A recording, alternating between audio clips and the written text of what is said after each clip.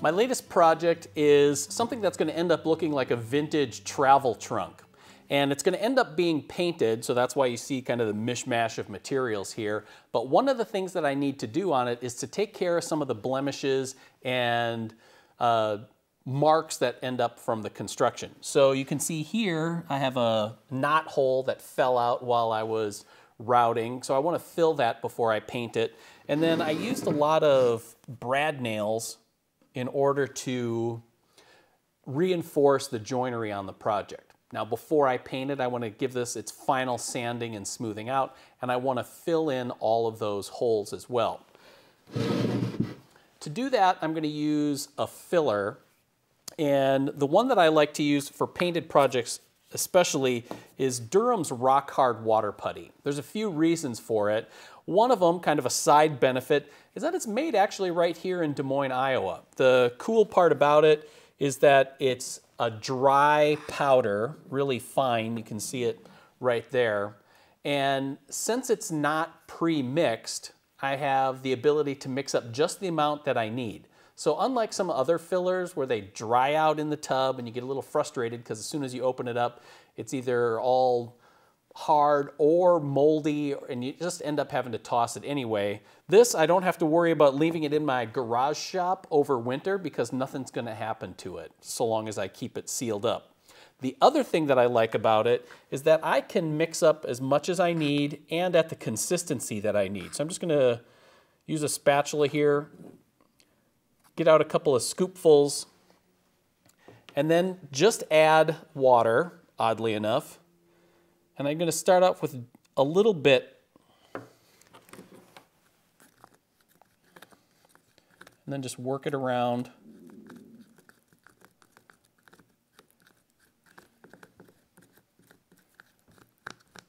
You can add more water or more filler and mix it up to get the consistency that you're looking for.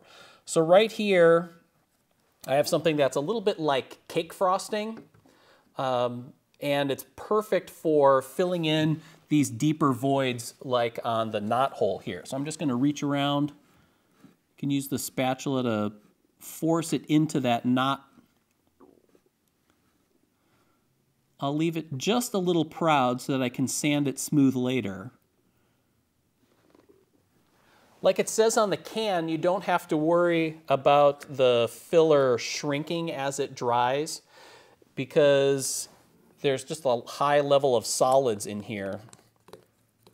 So after doing that, add a little bit more. And I can do the same thing for all these nail holes that I have in different places on the project. Again, just using a spatula, so you're just targeting exactly where you want that filler to go.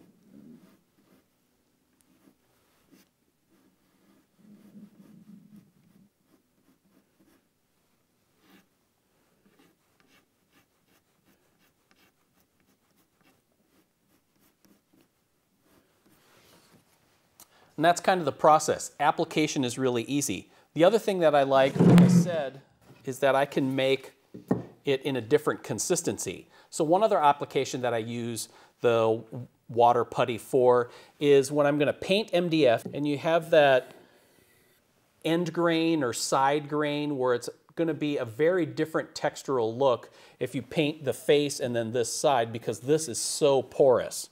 So what I'll do here is I'll add a little bit more water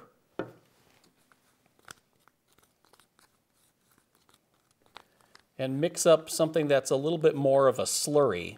Now when I apply this with the spatula on the MDF or even with a foam brush, that will fill that end grain or that porous edges of the MDF so that when I come back and sand it, I have a much more smoother and more consistent surface. And again, since we're just trying to fill the small voids in here, it doesn't have to look like I've buttered it with peanut butter or something. I just want to get all of those voids taken care of.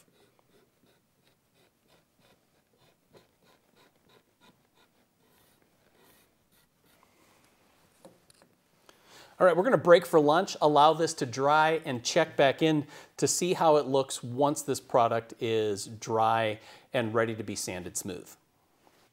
All right, we're back from lunch, and before those post-lunch sleepies hit, I wanted to show you how things are turning out here with the water putty.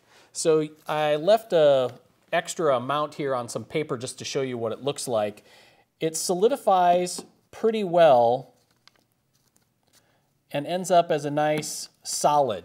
In fact, I've used it to plug screw holes for hinges that need to be re-drilled, and it works well for that. Let's check out some of our other applications. Remember we did the MDF here to fill in the edges, so I'm just going to scrape away the major ridges. Then you can come back with a sanding block.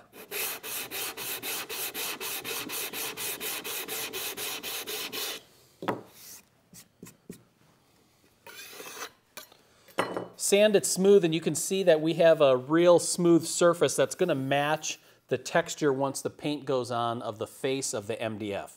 Sands really easily, and you get a nice consistent surface. Same thing over here on the trunk project. Bring this a little closer. I have a sanding block with 180 grit sandpaper on it.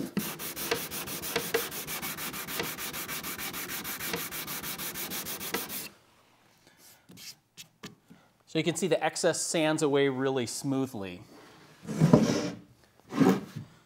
Now for our knot hole that we filled, putty knife or a carbide scraper will remove a lot of the heavy excess so you're not clogging up the sandpaper. And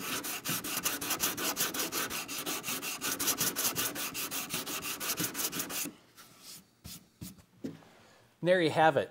In about an hour, maybe a little bit more, even that deeper void from the knot hole filled and dried really easily. So I can keep working on this project, do the final sanding, and get ready to apply paint. So if you're tired of your typical filler drying up and being useless when you need it, you want to give the water putty from Durham's a try.